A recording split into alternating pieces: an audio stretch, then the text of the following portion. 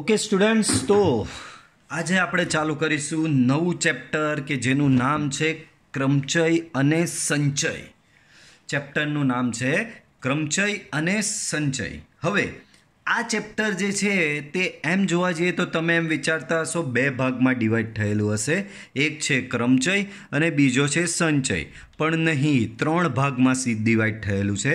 ચેપ્ટરમાં સ્ટાર્ટિંગમાં આવશે ગણતરીનો મૂળભૂત સિદ્ધાંત. ચેપ્ટરના સ્ટાર્ટિંગમાં બાળકો શું આવશે? ગણતરીનો મૂળભૂત સિદ્ધાંત. ત્યારબાદ આવશે બાળકો ક્રમચય અને લાસ્ટમાં આવશે બાળકો સંચય. બરાબર? તો ચેપ્ટર એમ જોવા જઈએ તો 3 પાર્ટમાં ડિવાઈડ થયેલું છે.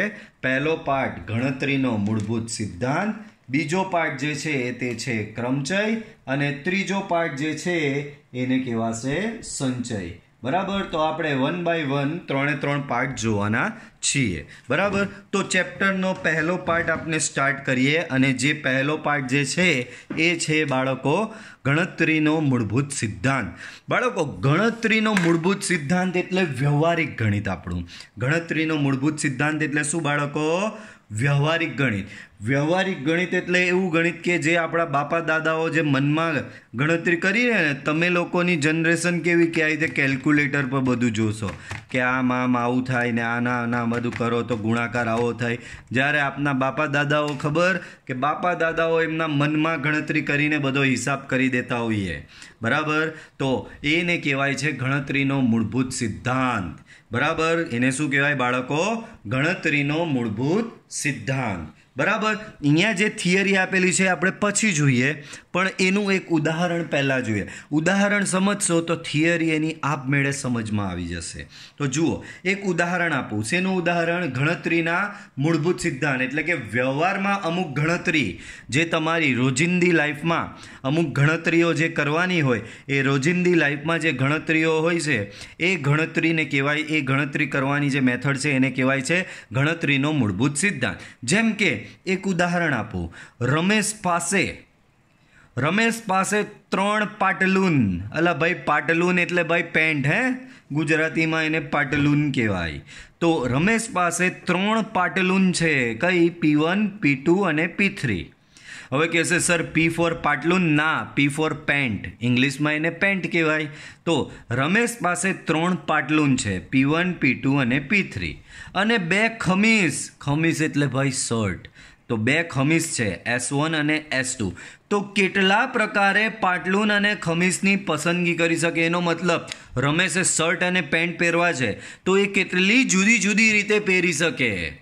મારો પ્રશ્ન સમજ પડી? રમેશ પાસે 3 પેન્ટ છે અને 2 શર્ટ છે, તો એ કોઈ બી પેન્ટની ઉપર કોઈ બી શર્ટ પહેરી શકશે. તો કેટલી જુદી જુદી કોમ્બિનેશન એ બનાવી શકે? કેટલા જુદા જુદા કોમ્બિનેશન એ બનાવી શકે શર્ટ અને પેન્ટના? એ આપણે શોધવાનું છે.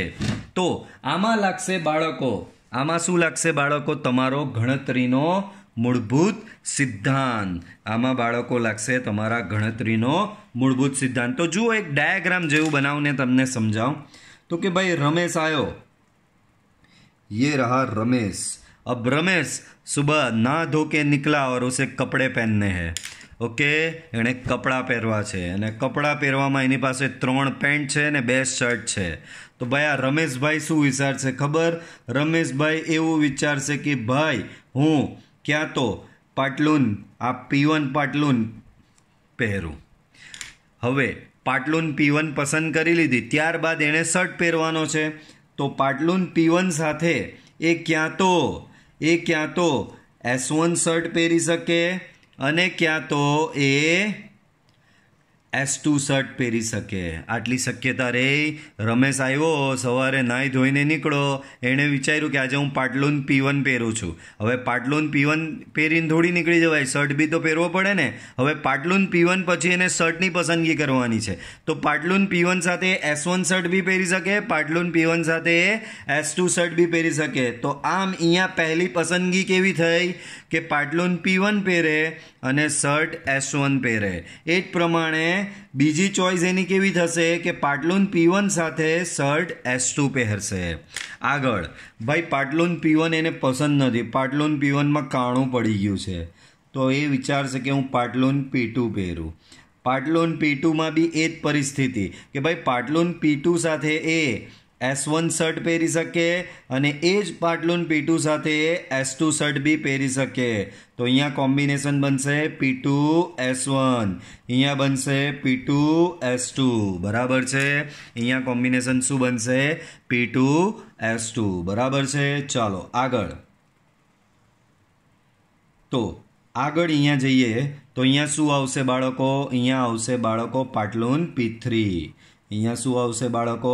પાટલુન P3. બરાબર. તો પાટલુન P3 પહેરશે તો પાટલુન P3 સાથે શું પહેરી શકે? ક્યાં તો એ શર્ટ S1 પહેરી શકે, ક્યાં તો એ શર્ટ S2 પહેરી શકે. પાટલુન P3 સાથે ક્યાં તો શર્ટ S1 પહેરી શકે, ક્યાં તો શર્ટ S2 પહેરી શકે. તો અહીંયા પાટલુન P3 સાથે એની જોડ કેવી બની શકે? તો કે કાં તો P3 S1 બને અને P3 S2 બને. તો રમેશ પાસે 3 પાટલુન હતી અને 2 શર્ટ હતા. તો એમાંથી એ ટોટલ કેટલા પ્રકારે કપડાં પહેરી શક્યો? તો આ પહેલો પ્રકાર, આ બીજો પ્રકાર, આ ત્રીજો, આ ચોથો, આ પાંચમો, આ છઠ્ઠો.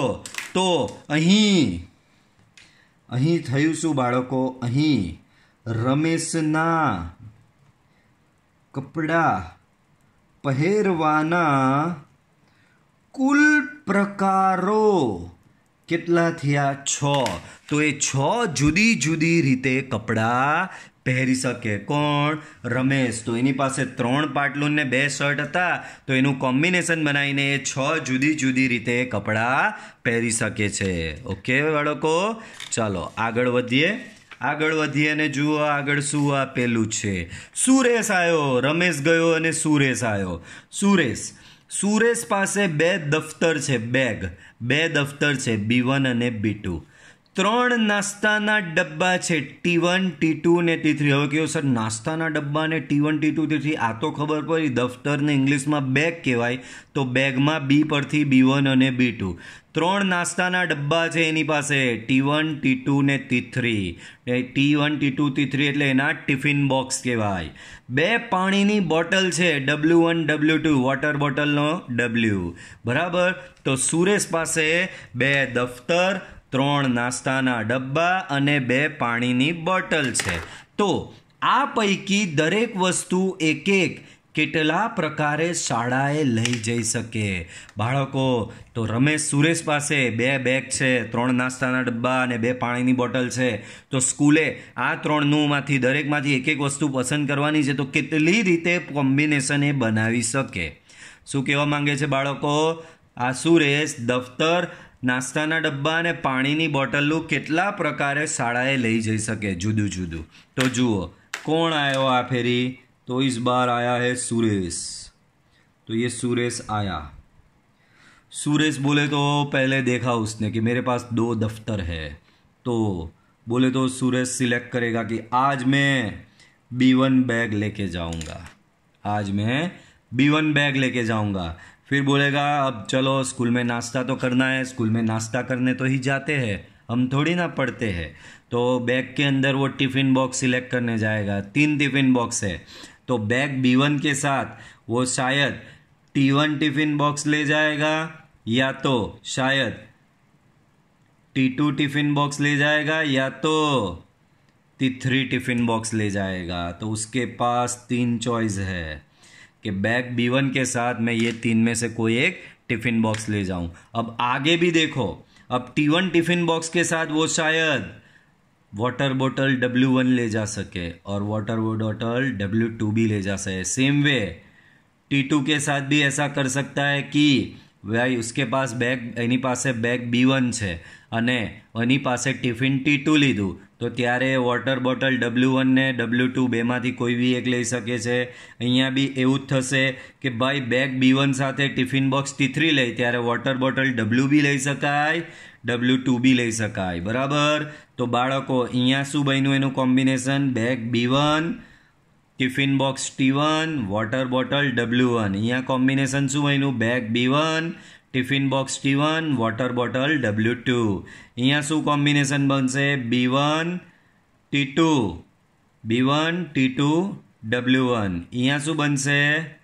B1, T2 W2 અહીંયા શું બનશે B1 T3 W1 અહીંયા શું બનશે B1 T3 W2 એ જ પ્રમાણે આગળ વધશે અને હવે કનો વારો આવશે બેગ B2 નો વારો કે ભાઈ હું બીજું બેગ લઈ જાઉં પેલામાં તો કોણું પડી ગયું કણું તો આમાં બી પાછી એની પાસે શક્યતા 3 રહેશે કે બેગ B2 સાથે ક્યાં તો એ T1 ટિફિન લઈ જઈ શકે ક્યાં તો એ T2 ટિફિન લઈ જઈ શકે કાં તો એ T3 ટિફિન લઈ જશે અહીંયા બી પાછળ બે શક્યતાઓ નીકળે ક્યાં તો એની સાથે W1 વોટર બોટલ ક્યાં તો W2 સેમ વે T2 સાથે બી W1 water bottle W2 water bottle T3 સાથે W1 water bottle W2 water bottle તો અહીંયા એનું કોમ્બિનેશન શું બન્યું બાળકો B2 T1 W1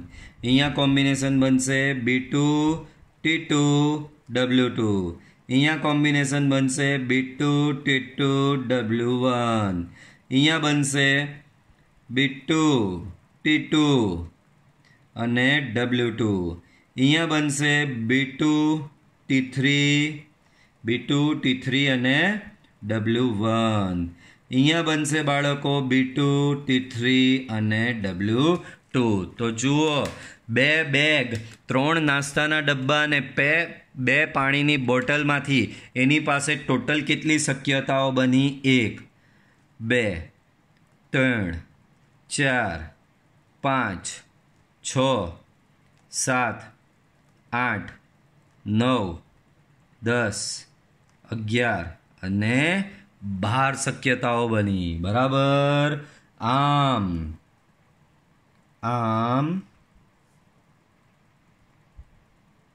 3 પૈકી દરેક વસ્તુ શાળાએ લઈ જવાની કુલ શક્યતાઓ બરાબર 2 ગુણ્યા 3 ગુણ્યા 2 બરાબર થશે 12 તો આ એની કુલ શક્યતાઓ થશે પડે છે સમજ બાળકો તો આને કહેવાય છે બાળકો ગણતરીનો મૂળભૂત સિદ્ધાંત આના પર આધારિત હવે આપણે દાખલાઓ ગણવાના રહેશે જેમ કે પહેલો દાખલો જુઓ બહુ સિમ્પલ દાખલા આવશે જુઓ શું કહે છે રોજ શબ્દના મૂળાક્ષરોનો ઉપયોગ કરી 4 મૂળાક્ષરોવાળા અર્થસભર અથવા અર્થરહિત કેટલા શબ્દો બને તે શોધો મૂળાક્ષરોનું પુનરાવર્તન કરવાની અનુમતિ નથી પહેલાં તો તમને આ વસ્તુ જણાવી દઉં કે રોજ શબ્દના મૂળાક્ષરો તો રોજ શબ્દના મૂળાક્ષરો આવે ROS E બરાબર આ મૂળાક્ષરો આવે એનો મતલબ નેક્સ્ટ પોઈન્ટ લખું છું રોજ શબ્દના કુલ મૂળાક્ષરો કેટલા બનશે કુલ મૂળાક્ષરો એના બનશે બાળકો 4 તો રોજ શબ્દના મૂળાક્ષરો થયા ROS E અને રોજ શબ્દના કુલ મૂળાક્ષરો થયા 4 હવે આ 4 મૂળાક્ષરોનો ઉપયોગ કરીને ગમે તેમ ગોઠવીને ORSE SORE બરાબર ESOR EROS આ રીતે ગમે તેમ ગોઠવીને બધા 4 અક્ષરના પાછા શબ્દો બનાવવાના છે જુઓ રોજ શબ્દના મૂળાક્ષરોનો ઉપયોગ કરી 4 મૂળાક્ષરોવાળા અર્થસભર અથવા અર્થરહિત એવા કેટલા શબ્દો બને બરાબર અર્થસભર અથવા તો અર્થરહિત કેટલા શબ્દો બને એ આપણે બનાવવાનું છે તો જુઓ બહુ સિમ્પલ કન્સેપ્ટ આનો તમારી પાસે રોજ શબ્દના મૂળાક્ષરો કેટલા 4 આ 4ને ઉપયોગ કરીને 4 અક્ષરોના શબ્દો બનાવવાના છે તો જુઓ અહીં 4 મૂળાક્ષરો વાળો શબ્દ તો આ પ્રમાણે 4 સ્થાન મળશે તમને બાળકો હવે ROSE એને જ આ 4 સ્થાનમાં ગમે તેમ ગોઠવીને તમારે જુદા જુદા શબ્દો બનાવવાના છે. તો આવા કેટલા શબ્દો બની શકે? આ 4 મૂળાક્ષરોને 4 સ્થાનમાં ગમે તેમ ગોઠવીને બરાબર તમારે જુદા જુદા શબ્દો બનાવવાના છે. તો એવા જુદા જુદા કેટલા શબ્દો બનશે બાળકો? અને આ વસ્તુઓ ભાઈ શબ્દનું પુનરાવર્તન કરવાની એટલે કે મૂળાક્ષરોનું પુનરાવર્તન કરવાની અનુમતિ નથી. એનો મતલબ જો આર અહીંયા વપરાઈ ગયો તો આર આગળ કશે વાપરવાનો નથી. ઓ અહીંયા વપરાઈ ગયો તો ઓ આગળ કશે નહીં વપરાય. અહીંયા કંઈક બીજો ઈ વપરાઈ ગયો તો ઈ આગળ કશે નહીં વાપરવાનો. મતલબમાં મૂળાક્ષરોનું પુનરાવર્તન થવું જોઈએ નહીં. ચાલો હવે જો આનો ફંડા બહુ સિમ્પલ. તમારી પાસે જ્યારે આ પહેલું સ્થાન ભરવા જાઓ એટલે કે તમે 4 મૂળાક્ષરોનો ઉપયોગ કરીને અહીંયા શબ્દ બનાવવા જાઓ તો અહીંયા પહેલું સ્થાન ભરવા જશો બાળકો, તો પહેલું સ્થાન જો તમે ભરવા જાઓ તો અહીંયા પહેલું સ્થાન જ્યારે ભરવા જશો તમે ત્યારે પહેલું સ્થાન ભરવા જાઓ ત્યારે તમારી પાસે તો 4 મૂળાક્ષરો અવેલેબલ હશે. તો પહેલું સ્થાન ભરવા જાઓ ત્યારે તો તમારી પાસે 4 મૂળાક્ષર, એનો મતલબ તમારી પાસે કુલ પસંદગી 4 અવેલેબલ હશે. આ 4માંથી કોઈ બી મૂળાક્ષર તમે અહીંયા મૂકી શકો, કારણ કે પહેલું જ સ્થાન છે. એક પણ મૂળાક્ષર 4માંથી વપરાયો નથી, તો આ સ્થાનમાં 4માંથી તમે કોઈ બી એક મૂકી શકશો. પણ જ્યારે તમે નેક્સ્ટ સ્થાન ભરવા જશો, આના પછીનું આ સ્થાન ભરવા જશો બાળકો, તો આ સ્થાન ભરવા જશો ત્યારે થશે શું કે આગળ કોઈ એક મૂળાક્ષર વપરાઈ ગયો હશે. તો આ સ્થાન ભરવા માટે તમારી પાસે પસંદગી કેટલી બચી હશે? એક મૂળાક્ષર અહીંયા આગળ વપરાઈ ગયો. ટોટલ મૂળાક્ષર 4 હતા, 4માંથી એક આગળ વપરાઈ ગયો. તો આ સ્થાન ભરવા માટે તમારી પાસે ચોઈસ કેટલી બચી હશે બાળકો? 3 ચોઈસ બચી હશે. એ જ પ્રમાણે આ 2 સ્થાન ભરાઈ ગયા એટલે તમે આ સ્થાન ભરવા ગયા. તો જ્યારે તમે બાળકો આ સ્થાન ભરવા ગયા ત્યારે ખબર પડી કે 1 અને 2 મૂળાક્ષરો આગળ વપરાઈ ગયા છે. તો આ સ્થાન ભરવા માટે 4માંથી કેટલા મૂળાક્ષરો બચે? માત્ર 2 જ મૂળાક્ષરો તમારી પાસે ચોઈસ ભરવા માટે બચે. એ જ પ્રમાણે અહીંયાથી આગળ વધો એટલે છેલ્લું સ્થાન આવે. છેલ્લા સ્થાનમાં તમે મૂળાક્ષરો ભરવા જઈ રહ્યા છો. અરે છેલ્લું સ્થાનમાં મૂળાક્ષરો જે ભરવા જઈ રહ્યા છો ત્યારે ઓલરેડી આગળ 1, 2 અને 3 મૂળાક્ષરો વપરાઈ ગયા છે. એટલે 4માંથી 3 તો વપરાઈ ગયા. તો આના માટે કેટલો બચે હશે? એક જ મૂળાક્ષર બચ્યો હશે. તો આના પરથી તમને ખબર પડી કુલ કેટલા શબ્દો બનશે? તો કે બાળકો અહીં 4 મૂળાક્ષરોની મદદથી 4 મૂળાક્ષરોવાળા બનતા કુલ શબ્દોની સંખ્યા બરાબર 4 × 3 × 2 × 1. આમ 4 મૂળાક્ષરો વાળા બનતા કુલ શબ્દો બરાબર 4 × 3 × 2 × 1. 4 તાલી 12 દૂ 24. તો કુલ આવા કેટલા શબ્દો બને બાળકો? તમારા 24 શબ્દો બનશે. પડે છે સમજ બાળકો? ચાલો આગળ વધીએ. ઉદાહરણ 2. ભિન્ન રંગના 4 ધ્વજ આપેલા છે. જો એકની નીચે બીજો ધ્વજ રાખીને એક સંકેત મેળવી શકાય તો આવા કેટલા ભિન્ન સંકેતો બનાવી શકાય? બાળકો પહેલા રકમ ધ્યાનથી. તમારી પાસે ભિન્ન રંગના કુલ 4 ધ્વજ છે. તો ભિન્ન રંગના કુલ ધ્વજ કેટલા છે બાળકો? તમારી પાસે 4 છે. હવે તમારે કરવાનું શું છે કે 2 ધ્વજને મૂકીને એક સંકેત બનાવવાનો છે. બાળકો 2 ધ્વજને મૂકીને એક સંકેત બનાવવાનો. સંકેત એટલે ખબર પડે બાળકો? હવે જો તમારી સિચ્યુએશન આવી છે, તમારી પાસે કુલ ધ્વજ તો 4 છે, પણ ધ્વજ મૂકવાની જે સ્થાન છે તે કેટલા છે બાળકો? ધ્વજ મૂકવાના સ્થાન અહીં ધ્વજ માટેના કુલ સ્થાન કેટલા છે બાળકો? 2 જ છે. જો ભિન્ન રંગના 4 ધ્વજ આપેલા છે. જો એકની નીચે બીજો ધ્વજ રાખીને એક સંકેત મેળવી શકાય. જોયું? એક ધ્વજ રાખવાનો જ ને એની નીચે બીજો ધ્વજ રાખવાનો. એટલે તમે ધ્વજ મૂકવાના સ્થાન તો 2 જ છે તમારી પાસે. તો આ રીતે ધ્વજ જે છે આ ધ્વજ મૂકવાનું એક સ્થાન અને આ ધ્વજ મૂકવાનું બીજું સ્થાન.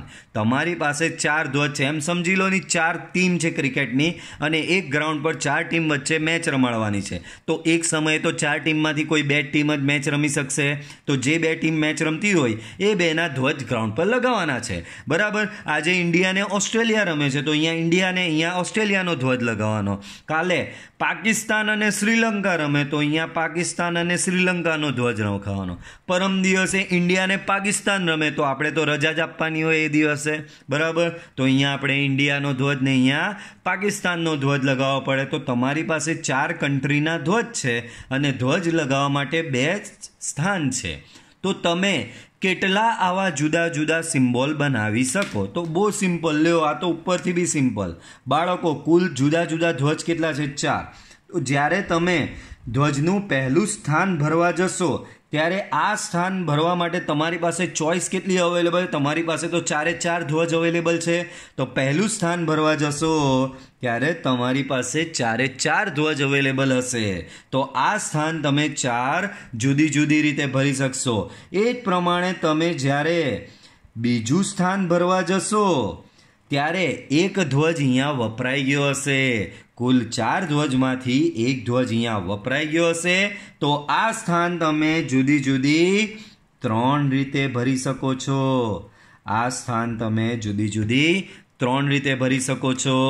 તો બોલો કેટલા સિમ્બોલ? તો આવા કેટલા સંકેતો બને? આમ કુલ સંકેતો કેટલા બને? આને 4 રીતે ભરો, આને 3 રીતે ભરો તો કુલ સંકેતો કેટલા બનશે? આમાં કુલ તમારા 12 સંકેતો અહીંયા તમે બનાવી શકશો. પડી સમજ? ચાલો આગળ વધીએ.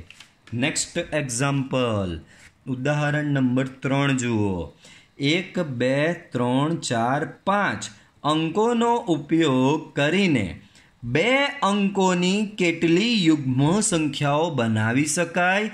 અંકોનું પુનરાવર્તન કરી શકાય. એટલે કે પહેલાં તમે 2 વાપરો તો પાછળ બી પાછો 2 વાપરી શકો. પહેલી વાર આવું આવ્યું કે અંકોનું પુનરાવર્તન કરી શકાય. હવે તમને થોડું સમજાવું. આ જ દાખલો, જેમ કે આમાં શું કીધું છે? પુનરાવર્તન કરવાની અનુમતિ નથી. પણ આ જ દાખલો મારે હું એમ કહું કે આ જ દાખલામાં તમને હું એમ કહું છું પુનરાવર્તન સહિત. એટલે કે પુનરાવર્તન સહિત એટલે કે તમે આ રોજ શબ્દના અક્ષરોનું પુનરાવર્તન કરી શકો. તો હવે કેટલા શબ્દો બને? જો આ જે બન્યા 24 એ કેટલા? એ કઈ રીતના બન્યા કે તમે અક્ષરોનું પુનરાવર્તન નહોતું કર્યું. કેમ? અહીંયા 4 વાપરા તો અહીંયા જે વપરાઈ ગયો તે જો આગળ મેં ઓછો કર્યો. આગળ મેં અહીંયા વાપરવા ગયો ત્યારે 2 ઓછા કરી નાખ્યા. અહીંયા વાપરવા ગયો ત્યારે 3 ઓછા કરી નાખ્યા. ટોટલ મારી પાસે 4 હતા. અહીંયા વાપરવા ગયો પહેલી વાર ત્યારે 4 હતા. પછી અહીંયા વાપરવા ગયો 1 ઓછો. અહીંયા વાપરવા ગયો 2 ઓછા. અહીંયા વાપરવા ગયો 3 ઓછા. તો અહીંયા તમે શું કર્યું? પુનરાવર્તન કરવાની અનુમતિ હતી નહીં. પણ હું આ જ દાખલો તમને એમ કહું એક્સ્ટ્રામાં કે તમે અક્ષરોનું પુનરાવર્તન કરી શકો છો. તમે અક્ષરોનું પુનરાવર્તન કરી શકો છો. તો આવા કેટલા શબ્દો બનાવી શકો? તો આ ફેરી શું થશે ખબર બાળકો? તમે આ સ્થાન 4 રીતે ભરી શકો. આ સ્થાન 3 રીતે ભરી શકતા હતા પહેલાં, પણ હવે તો પુનરાવર્તન થઈ શકે છે. તો તમે આ સ્થાન બી 4 રીતે ભરી શકો. આ સ્થાન બી 4 રીતે ભરી શકો અને આ સ્થાન બી તમે 4 રીતે ભરી શકો. આમ 4 મૂળાક્ષરો વાળા કુલ શબ્દો 4 × 4 × 4 × 4 4 4 4 4. તો 4 ચોક 16 ચોક 64. 64 × 4 64 × 4. તો એ આવશે બાળકો 256. તો ટોટલ 256 શબ્દો તમારા અહીંયા બની શકે જો પુનરાવર્તન સહિત કરો તો. અને આ જે બનાવ્યું એ તમે કયું બનાવ્યું બાળકો? પુનરાવર્તન સિવાય બનાવ્યું. આ તમે પુનરાવર્તન સિવાય તમારા 24 શબ્દો બને. જ્યારે પુનરાવર્તન સહિત તમે આ જ દાખલો ગણો તો તમારા 256 શબ્દો બને એમાં. એ જ પ્રમાણે આ દાખલામાં બી આ જે હતું તો તમે અહીંયા શું કર્યું છે, એક ધ્વજની નીચે બીજો મેળવી જાય તો આવા કેટલા ભિન્ન સંકેત મળે. આમાં બી આપણે શું કરેલું બાળકો કે ધ્વજનું પુનરાવર્તન કરતા હતા ન હતા. પણ માની લો કે આ જ દાખલો તમને એમ કે તમારી પાસે તો છે, ઇન્ડિયાના બી બહુ બધા ધ્વજ છે, પાકિસ્તાનના બી બહુ બધા ધ્વજ છે, શ્રીલંકાના બી બહુ બધા ધ્વજ છે ને ઓસ્ટ્રેલિયાના બી બહુ બધા ધ્વજ છે.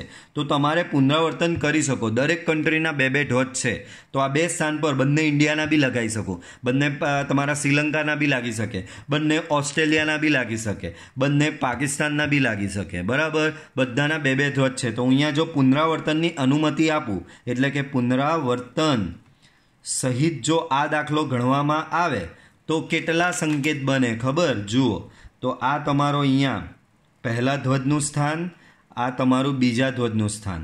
તમારી પાસે 4 જુદી જુદી જાતના 4 જુદી જુદી કન્ટ્રીના ધ્વજ છે. તો પહેલું સ્થાન તમે 4 રીતે ભરી શકો અને બીજું સ્થાન બી 4 રીતે ભરી શકો. કેમ? તો કે ધ્વજનું પુનરાવર્તન સહિત કીધું છે એટલે કે પુનરાવર્તન કરી શકાય. આમ કુલ સંકેતો કેટલા બન્યા? 4 ગુણ્યા 4 બરાબર 16. જે પહેલા 12 બનતા હતા એ પુનરાવર્તન સહિતમાં કેટલા બને બાળકો? 16 બનશે. તો આ દાખલો જુઓ. હવે અહીંયા શું કહે છે બાળકો? અંકોનું પુનરાવર્તન કરી શકાય. આ દાખલો બી આપણે બાળકો બંને રીતે કરીશું. જુઓ, એક્સ્ટ્રામાં બધું કરી જ લેવાનું. પહેલાં એ લોકોએ શું કીધું? પુનરાવર્તન કરી શકાય એટલે કે ચોપડીની જે છે તે કહે કે પુનરાવર્તન સહિત ગણવાને. તો અહીંયા હું લખું પુનરાવર્તન સહિત. ચાલો વિગત લખીએ. તમારી પાસે અંકો કયા છે? 1 થી લઈને 5. તો અંકો તમારી પાસે છે 1 2 3 4 5.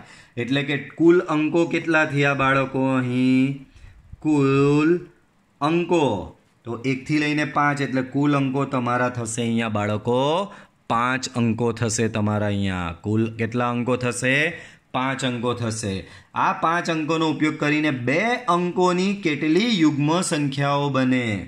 2 અંકની યુગ્મ સંખ્યા બનાવવાની છે. 2 અંકની અહીં એટલે કે તમારી પાસે કુલ સ્થાન કેટલા છે? તો કે કુલ સ્થાન 2 છે. 2 અંકની યુગ્મ સંખ્યા બનાવવાની છે ને.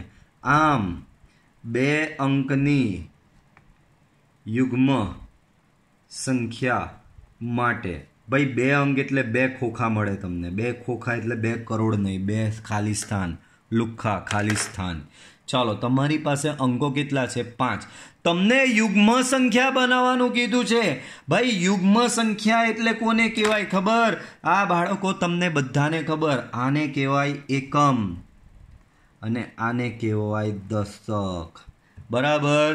તો જે સંખ્યાનો એકમનો અંક યુગ્મ હોય તે બધી સંખ્યાઓ યુગ્મ સંખ્યા કહેવાય. તો ભાઈ યુગ્મ સંખ્યા બનાવવી હોય તો મારે કમ્પલસરી આ સ્થાન ક્યાં તો 2 થી ભરવું પડે ક્યાં તો 4 થી. કેમ? મારી પાસે 1 2 3 4 માં યુગ્મ કયા કહેવાય? માત્ર 2 અને 4 જ યુગ્મ કહેવાય. તો જો મારે 2 અંકની યુગ્મ સંખ્યા બનાવવી હોય, જો મારે 2 અંકની યુગ્મ સંખ્યા બનાવવી હોય તો એકમનું સ્થાન ક્યાં તો 2 થી ભરવું પડે ક્યાં તો 4 થી ભરવું પડે. જો મારે 2 અંકની યુગ્મ સંખ્યા બનાવવી હોય તો એકમનું સ્થાન ક્યાં તો મારે 2 થી ભરવું પડે ક્યાં તો મારે 4 થી ભરવું પડે. એનો મતલબ એકમનું સ્થાન, અહીંયા એકમનું સ્થાન તમે માત્ર 2 જ રીતે ભરી શકો છો કારણ કે તમારે યુગ્મ સંખ્યા બનાવવાની છે. તો એકમના સ્થાનમાં તમે 2 જ રીતે ભરી શકો.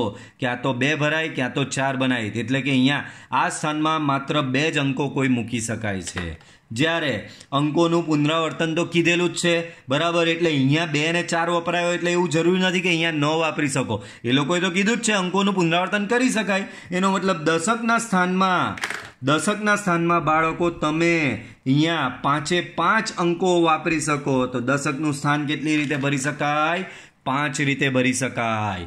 આમ 2 અંકોથી બનતી કુલ યુગ્મ સંખ્યા બરાબર 5 ગુણ્યા 2 બરાબર 10. બરાબર છે બાળકો. તો ટોટલ આટલા અંકોનો ઉપયોગ કરીને તમે 10 યુગ્મ સંખ્યાઓ બનાવી શકો. પણ આ જ દાખલો જો તમને એક્સ્ટ્રામાં આ વસ્તુ એક્સ્ટ્રા કરી રહ્યો છો, આ જ દાખલો એક્ઝામમાં કરી શકે ચેન્જ, ભલે રકમમાં પુનરાવર્તન સહિત આપેલું હોય, એક્ઝામમાં તમને એમ કહી દે કે ના આ જ રકમ તમે પુનરાવર્તન સિવાય ગણતરી કરો, તો તમને એ વસ્તુ બી આવડવી જોઈએ. તો આ જ દાખલો હવે આપણે પુનરાવર્તન સિવાય જોઈએ. તો જુઓ, પુનરાવર્તન સિવાય, બરાબર. તો જુઓ બાળકો, પાછું સ્ટેમ, અહીં 2 અંકની યુગ્મ સંખ્યા માટે, 2 અંકની યુગ્મ સંખ્યા માટે. તો બાળકો અહીંયા જો આ ફેરી શું થશે ખબર? તો કે પુનરાવર્તનની પરમિશન નથી તમને. તો બાળકો પુનરાવર્તનની પરમિશન નહીં, યુગ્મ સંખ્યા બનાવવાની. એટલે આ જે એકમનો અંક છે એ તો કાં તો 2 કાં તો 4થી જ ભરી શકાય, બરાબર. તો આ ખાનામાં તો એ જ આવવાનું, કોઈ બી 2 જ રીતે ભરી શકાતે. હવે આ અહીંયા 2માંથી કોઈ બી એક અંક વપરાઈ જશે, તો જ્યારે ટોટલ અંક 5 છે, આ ખાનામાં 2 કે 4માંથી કોઈ બી એક અંક તો વપરાઈ જ જવાનો છે. હવે પુનરાવર્તન કરવાની ના પાડે છે, એક અંક અહીંયા વપરાઈ ગયો, પુનરાવર્તન કરવાની ના પાડે છે, તો આ ખાના માટે તમારા માટે કેટલી ચોઈસ બચશે?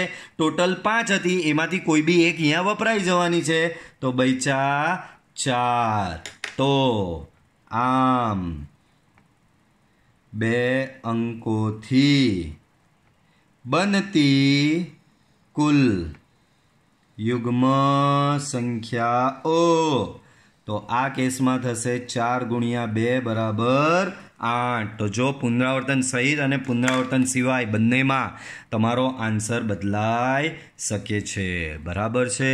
ચાલો આગળ, પાછો ઝંડાવાળો આવ્યો. ચાલો, તો જુઓ બાળકો, એક હારમાં ઊભા કરેલા શિરોલમ ધ્વજ સ્તંભ પર ભિન્ન રંગના 5 ધ્વજ દ્વારા કેટલા સંકેત બનાવી શકાય? બાળકો બહુ સરસ દાખલો આવો સેમ આગળ આપણે ભણેલા. જો એક હારમાં ઊભા કરેલા શિરોલમ ધ્વજ સ્તંભ, દંડો છે, બરાબર, ધ્વજ લગાવવાનો દંડો છે, બસ ઉપર ખાલી ઝંડો ફિક્સ કરવાનો બાકી છે. તો 5 દંડા છે અને 5 ધ્વજ છે, બરાબર. તો અહીં કુલ ધ્વજ બરાબર કેટલા છે તમારી પાસે? 5. અને કુલ ધ્વજ સ્તંભ કેટલા છે તમારી પાસે? તો એ બી તમારી પાસે 5 છે. કુલ ધ્વજ બી 5, કુલ ધ્વજ સ્તંભ બી 5. તો આ ફેરી જુઓ ગોઠવણી કેવી રીતે કરાય. તો બાળકો તમારી પાસે ધ્વજ મૂકવાના દંડા છે, બંબુ આપી દીધેલા છે તમને, બરાબર. એ બંબુ પર તમારે મૂકવાના છે ધ્વજ. તો 5 બંબુ છે તમારી પાસે, 1 2 3 4 અને 5 બંબુ. 5 બંબુ પર તમારી અહીંયા ખાલી જગ્યા છે કે જેમાં તમે 5 જુદા જુદા ધ્વજ મૂકી શકો છો, બરાબર. 5 ખાલી જગ્યા છે જ્યાં તમે 5 જુદા જુદા ધ્વજ મૂકી શકો છો. 5 ધ્વજ, 5 બંબુ. તો તમે તમારી પાસે એમ કીધું છે 5 જ ધ્વજ છે, 5થી વધારે કોઈ બી ધ્વજ એવો નથી કે 2 છે એક જેવા ધ્વજ, બધા 5 ધ્વજ અલગ છે, બરાબર. તો બાળકો જ્યારે પહેલા બંબુ પર ધ્વજ મૂકવા જશો તમે, તો ત્યારે ટોટલ તમારી પાસે 5 ધ્વજ અવેલેબલ હશે. તો પહેલો બંબુ તમે 5 રીતે ભરી શકો. બીજા બંબુ પર ધ્વજ મૂકવા જશો ત્યારે એને 4 રીતે ભરી શકો. ત્રીજા બંબુ પર તમે ધ્વજ મૂકવા જશો તો એ 3 રીતે ભરી શકાય છે, બરાબર. એ કેટલી રીતે ભરી શકાય? 3 રીતે. ચોથા બંબુ પર ધ્વજ મૂકવા જશો તો એ 2 રીતે ભરી શકાય. અને 5મા બંબુ પર ધ્વજ મૂકવા જશો તો એ 1 રીતે ભરી શકાય છે. આમ 5 ધ્વજથી બનતા કુલ સંકેતો, બરાબર, 5 × 4 × 3 × 2 × 1. તો 5 ચોક 20 40 60 દુ 120, બરાબર છે. તો આવા કુલ 120 સંકેતો બને. હવે તમે કહો સર તમને કેવી રીતે ખબર પડી કે સર આમાં પુનરાવર્તન નહીં કરવાનું? બરાબર, આમાં તો પુનરાવર્તન પાઈ, પણ એવું કીધેલું જ છે એક હારમાં ઊભા રહેલા શિરોલમ ધ્વજ પર ભિન્ન રંગના 5 ધ્વજ, એ લોકોની પાસે 5 જુદા જુદા કલરના ધ્વજ જ છે, 5 જ છે ફિક્સ, બરાબર. તો આની પર મેં 1 લગાવી દીધો. ધારો કે મારી પાસે 5 કલર છે, ભૂરો, કાળો, લીલો, પીળો, જાંબલી. તો ભૂરો એકવાર વપરાઈ ગયો તો બીજા બંબુ પર થોડો ભૂરો આવવાનો છે. બરાબર. એટલે ધ્વજનું પુનરાવર્તન તો શક્ય છે જ નહીં. પુનરાવર્તન સિવાય જ તમારે અહીંયા કરવું પડે ગોઠવણી. બરાબર. એટલે આ રીતે તમારો દાખલો થશે. ઓહો, સ્વાધ્યાય 7.1 બી આવી ગયું. ચાલો, વાંધો નહીં. નીચેની શરતો અનુસાર 1 2 3 4 5 અંકોનો ઉપયોગ કરી 3 અંકની કેટલી સંખ્યા બનાવી શકાય? અંકોનું પુનરાવર્તન કરવાની અનુમતિ છે. એટલે કે અહીંયા પહેલા પાઠમાં આમાં કહે છે કે પુનરાવર્તન સહિત, જ્યારે અહીંયા કહે છે અંકોનું પુનરાવર્તન કરવાની અનુમતિ નથી. એનો મતલબ થાય પુનરાવર્તન સિવાય. બરાબર. તો 3 અંકની સંખ્યા બનાવવાની છે. પહેલાં વિગત લખી દો. તમારી પાસે અવેલેબલ અંકો કેટલા છે? 1 2 3 4 5. તો અહીં તમારી પાસે અંકો છે 1 2 3 4 5. એટલે કે કુલ અંકો કેટલા છે તમારી પાસે? કુલ અંકો છે તમારી પાસે 5. 3 અંકની કેટલી સંખ્યા બનાવી શકાય? એનો મતલબ તમારી પાસે કુલ સ્થાન કેટલા છે? તો કુલ સ્થાન 3 છે. કેમ? 3 અંકની સંખ્યા બનાવવાની છે. તો અહીં 3 અંકોની સંખ્યા માટે તમારી પાસે સ્થાન 3 છે. 1 2 3. બરાબર. તમારી પાસે કેટલા સ્થાન છે? 3 સ્થાન છે. અંકો કેટલા છે? 5 છે. જ્યારે તમે પુનરાવર્તન સહિત, ભાઈ અહીંયા તો કહી કે તમે પુનરાવર્તન કરો, અમને કંઈ વાંધો નથી. તો તમે પહેલું સ્થાન ભરવા ગયા, તમારી પાસે 5 અંકો હતા. બીજું સ્થાન ભરવા જશો, ભાઈ અંકોનું પુનરાવર્તન કરી શકો. એનો મતલબ અહીંયા જે અંક મૂક્યો એ પાછો તમે અહીંયા મૂકી શકો છો. તો અહીંયા 5 અંક હતા, તો તમે અહીંયા બી એને 5 5 અંક યુઝ કરી જ શકો છો. ત્રીજું સ્થાન ભરવા જશો ત્યારે એ સ્થાન બી તમે 5 5 અંકોથી ભરી શકશો, કારણ કે પુનરાવર્તનની ફૂલ પરમિશન છે. આમ 3 અંકોની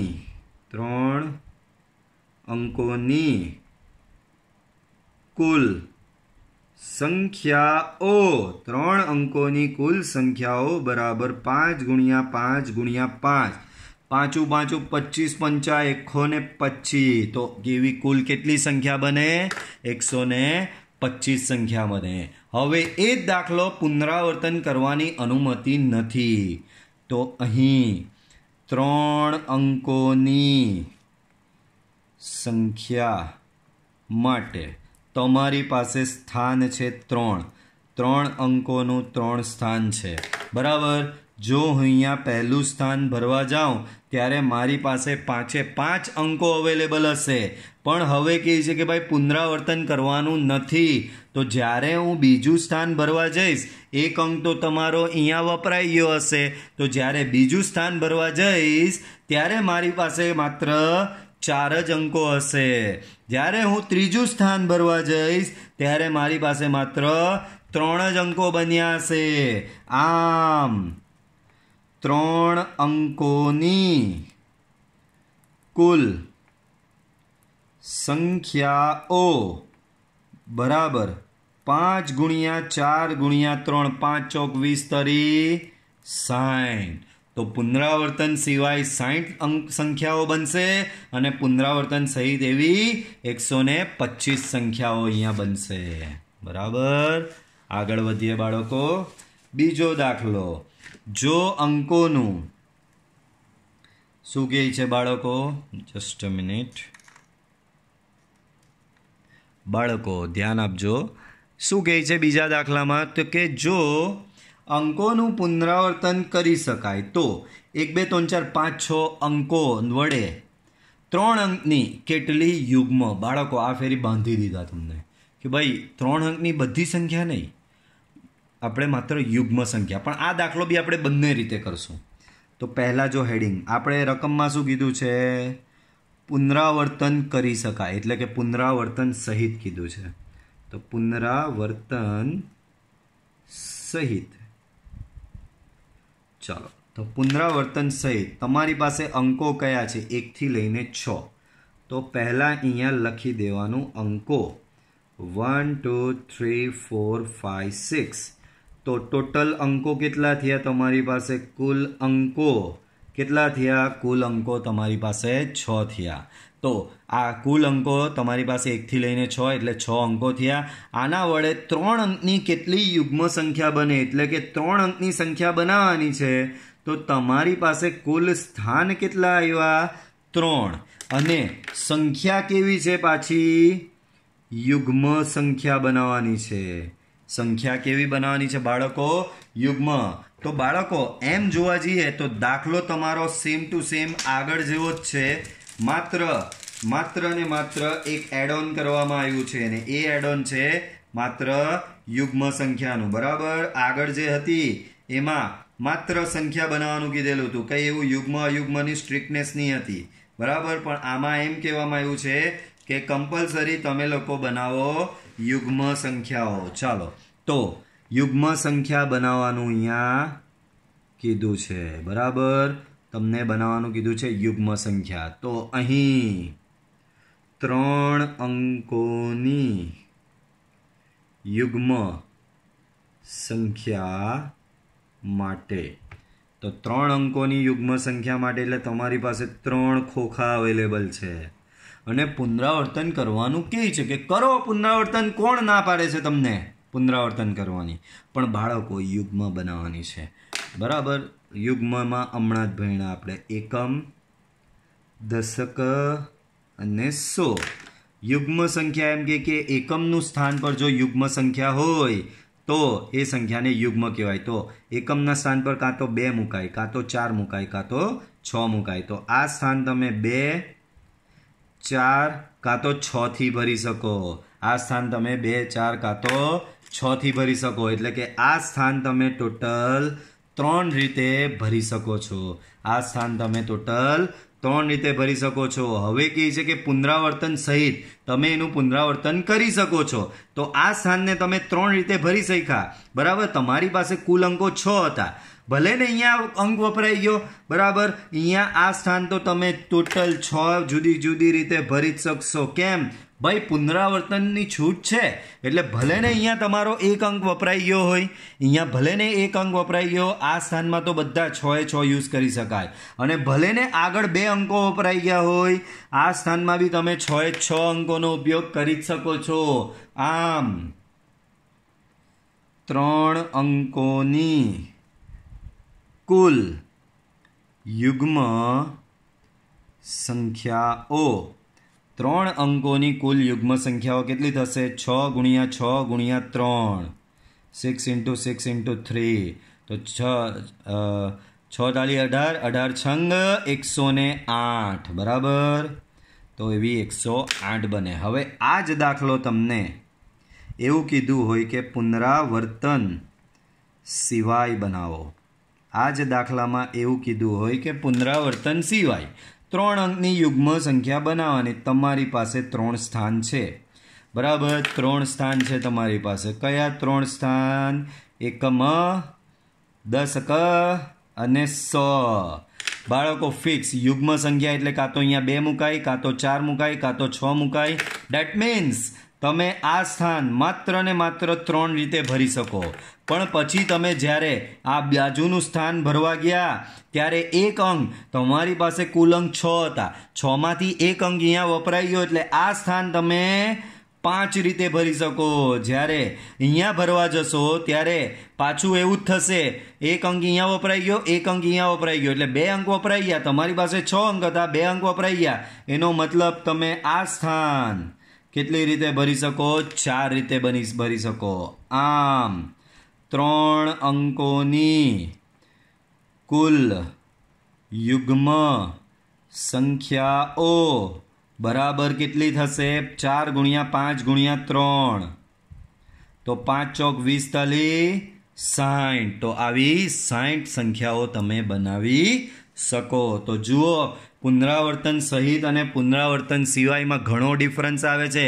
બંનેમાં સેમ સંખ્યાઓની બને. બરાબર છે બાળકો? એના પછીનો દાખલો જુઓ. દાખલું અમથું દાખલું આપેલું છે.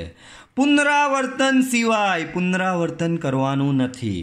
અંગ્રેજી મૂળાક્ષરોના પ્રથમ 10 અક્ષરોના ઉપયોગથી બાળકો અહીં તમારે મૂળાક્ષરો કયા વાપરવાના છે? પ્રથમ 10, બરાબર. એટલે ABCDEFGHIJ, એનો મતલબ A2 લઈને J મૂળાક્ષરો વાપરવાના છે.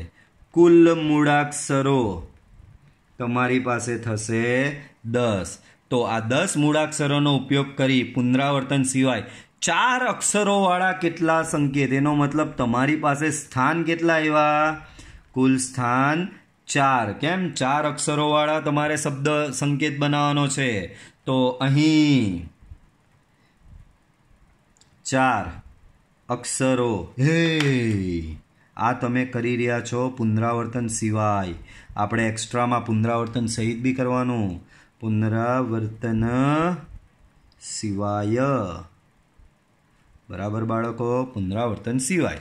તો અહીં 4 અક્ષરોના સંકેતો માટે તમારી પાસે 4 ખાલી ખોખા, 4 ખોખા ભરવાના છે પુનરાવર્તન સિવાય. બરાબર. ચોઈસ તમારી પાસે 10 છે. તો જ્યારે પહેલું ખોખું ભરવા જશો ત્યારે તો 10 ચોઈસ અવેલેબલ હશે. પણ પુનરાવર્તન નહીં કરવાનું તો એક અહીંયા મૂળાક્ષર વપરાઈ જાય તો આને 9 રીતે ભરાય, આને 8 રીતે ભરાય ને આને 7 રીતે ભરાય. આમ 4 અક્ષરો વાળા સંકેતો, બરાબર, 10 ગુણ્યા 9 ગુણ્યા 8 ગુણ્યા 7. તો 10 into 9 into 8 into 7. So it become 5040. 5040. Next, પુનરાવર્તન સહિત. નેક્સ્ટ શું છે બાળકો? પુનરાવર્તન સહિત. હવે પુનરાવર્તનની પરમિશન આપી દીધી. આ તમને એક્સ્ટ્રા કરાવી રહ્યો છું, એક્ઝામમાં પૂછી શકે. તો ભાઈ હવે પાછું સેમ, તમારી પાસે 4 સ્થાન છે, ખાલી 4 ખોખા છે, તમારી પાસે મૂળાક્ષરો 10 છે. પહેલું સ્થાન તમે 10 રીતે ભરી શકો. બીજું સ્થાન ભરવા જાઓ તો એ પણ 10 રીતે જ ભરી શકાય, કારણ કે પુનરાવર્તનની ફૂલ છૂટ છે. અહીંયા જે તમે મૂળાક્ષર વાપરો હોય તે પાછો અહીંયા વાપરી શકાય. આ સ્થાન બી તમે 10 રીતે ભરી શકો, આ સ્થાન બી તમે 10 રીતે ભરી શકો. આમ 4 અક્ષરો વાળા સંકેતો, બરાબર, 10 ગુણ્યા 10 ગુણ્યા 10 ગુણ્યા 10. તો 10 ગુણ્યા 10 4 વખત 10, એનો મતલબ 10⁴. બરાબર. તો આવા કુલ આટલા સંકેતો તમારા બનશે. બરાબર છે. ચાલો આગળ વધીએ. હા, આગળ ચોથો દાખલો જુઓ. ચોથો દાખલો શું કહી રહ્યો છે તમને? 0 થી 9 અંકોનો ઉપયોગ કરીને. તો તમારી પાસે અહીંયા અંકો છે 0 to 9. એનો મતલબ બાળકો કુલ અંકો કેટલા થાય? તો અહીંયા બધા બાળકો ભૂલ કરે. 0 થી 9 સાહેબ કુલ અંકો 9. અલ્લા ભાઈ, 0 થી લઈને 9 એટલે કુલ અંકો 10 થાય. બરાબર ને? 0 થી 9 છે, 1 to 9 હોય તો 9 થાય. 0 થી 9 હોય એટલે કુલ અંકો તમારી પાસે કેટલા થશે? 10. તો 0 થી 9 અંકોનો ઉપયોગ કરીને 5 અંકોવાળા કેટલા ટેલિફોન નંબર બનાવી શકાય? એટલે કે તમારી પાસે સ્થાન કેટલા છે? તો 5 અંકોવાળા કીધા, તો કુલ સ્થાન 5 છે. તો 5 અંકોવાળા કેટલા ટેલિફોન નંબર બનાવી શકાય? દરેક નંબરની શરૂઆત સંખ્યા 67 થી થાય છે તથા અંકોનું પુનરાવર્તન થતું નથી. બાળકો, બે બધી શરત આપી છે. પહેલી શરત એમ આપી છે કે પ્રથમ 2 અંકો ફિક્સ. કયા? 6, 7. એટલે કે પહેલા ખોખામાં 6 ને બીજા ખોખામાં 7. તો પ્રથમ 2 અંકો તો ફિક્સ જ કરી દીધા. 5 અંકો હતા, એમાંથી પહેલા 2 અંકો તો તમને ફિક્સ કહી જ દીધા કે 6 અને 7 લેવાના છે. ચાલો, તો અહીં 5 આંકડાના ટેલિફોન નંબર માટે 5 આંકડાના ટેલિફોન નંબર માટે તમને પુનરાવર્તન સિવાય કીધું છે. પુનરાવર્તન સિવાય હેડો. તો ચાલો 5 આંકડા, 1 આંકડો, 2 આંકડો, 3 આંકડો, 4 આંકડો, 5 આંકડો. અહીંયા છક્કો ને અહીંયા સત્તો. આ તો ફિક્સ જ છે, બરાબર. એટલે ચોખ્ખું જ કહી દઉં, પહેલા 2 આંકડા હળસટ, પછી બધું કંઈ બી ચાલે. તો આ તમે એક રીતે ભરી શકો, આ બી તમે એક જ રીતે ફિક્સ ભરી શકો. હવે તમારી પાસે કુલ અંકો 10 હતા, 10માંથી 2 અહીંયા વપરાઈ ગયા. તો જ્યારે તમે આ સ્થાન ભરવા જશો ત્યારે આ સ્થાન તમે જુદી જુદી 8 રીતે ભરી શકશો. પણ જ્યારે આ સ્થાન ભરવા જશો ત્યારે 1, 2 અને 3 આંકડા વપરાઈ ગયા છે, એટલે આને તમે 7 રીતે ભરી શકો. અને આ સ્થાન ભરવા જશો તો એ તમે 6 જુદી જુદી રીતે ભરી શકો. આમ 5 આંકડાના કુલ ટેલિફોન નંબરો બરાબર 1 ગુણ્યા 1 ગુણ્યા 8 ગુણ્યા 7 ગુણ્યા 6 બરાબર. તો આનો ગુણાકાર કરીએ 8 ગુણ્યા જો તો તમને મળશે 336. તો આવા 336 ટેલિફોન નંબર તમે બનાવી શકો. હવે આમાં જ તમને કોઈ એમ કહે કે આ જ દાખલો પુનરાવર્તન સહિત કરી શકો છો, એનો મતલબ અંકોનું પુનરાવર્તન તમે કરી શકો. તો તમે કેવી રીતે કરશો? ફિક્સ છે, પહેલું તો 6 અને 7 જ રાખવાનું છે બાળકો. તો આ 5 તમારા આંકડા થઈ ગયા. પહેલું 6, બીજું 7, એ તો ફિક્સ જ થઈ ગયું કે આને એક રીતે જ ભરી શકાય, આને બી એક રીતે ભરી શકાય. અહીંયા ભરવા જશો તો આ ફેરી 10 રીતે ભરી શકાય. કેમ? પુનરાવર્તનની પરમિશન છે. આને બી 10 રીતે ભરી શકાય, આને બી 10 રીતે ભરી શકાય. કેમ? તો કે પુનરાવર્તનની પરમિશન છે. આમ 5 આંકડાના કુલ ટેલિફોન નંબરો તો કેટલા મળશે? તમને 1000 મળશે અહીંયા, બરાબર. 5 આંકડાના કુલ ટેલિફોન નંબર 1000 તમને મળશે. એના પછીનો દાખલો જુઓ. આ તો બહુ સરસ દાખલો. એક સિક્કો 3 વખત ઉછાળવામાં આવે છે અને પરિણામ નોંધવામાં આવે છે. તો કેટલા શક્ય પરિણામ હશે બાળકો? અહીં સિક્કાના શક્ય પરિણામો, તો સિક્કાના શક્ય પરિણામો કયા આવે? કાં તો હેડ કાં તો ટેલ, બેમાંથી એક જ આવે, બરાબર. આમ કુલ શક્ય પરિણામો બરાબર 2, બરાબર. ક્યાં તો હેડ કાં તો ટેલ. તો કુલ શક્ય પરિણામો કેટલા આવે? 2 પરિણામો આવશે. હવે એક સિક્કાને 3 વખત ઉછાળવામાં આવે છે.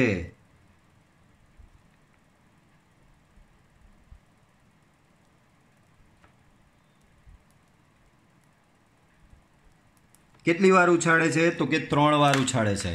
તો કેટલા શક્ય પરિણામ હશે? તો અહીંયા થશે શું? તો 3 વાર ઉછાળે છે, તો આ પ્રથમ ઉછાળ થઈ. તો પ્રથમ ઉછાળનું પરિણામ તમે અહીંયા આ બોક્સમાં નોંધો, કાં તો હેડ કાં તો ટેલ. બીજી ઉછાળ કરો તો બીજી ઉછાળનું પરિણામ તમે અહીંયા નોંધો. ત્રીજી ઉછાળ કરો તો ત્રીજી ઉછાળનું પરિણામ તમે અહીંયા નોંધો. તો સિક્કાને 3 વાર ઉછાળવામાં આવે છે.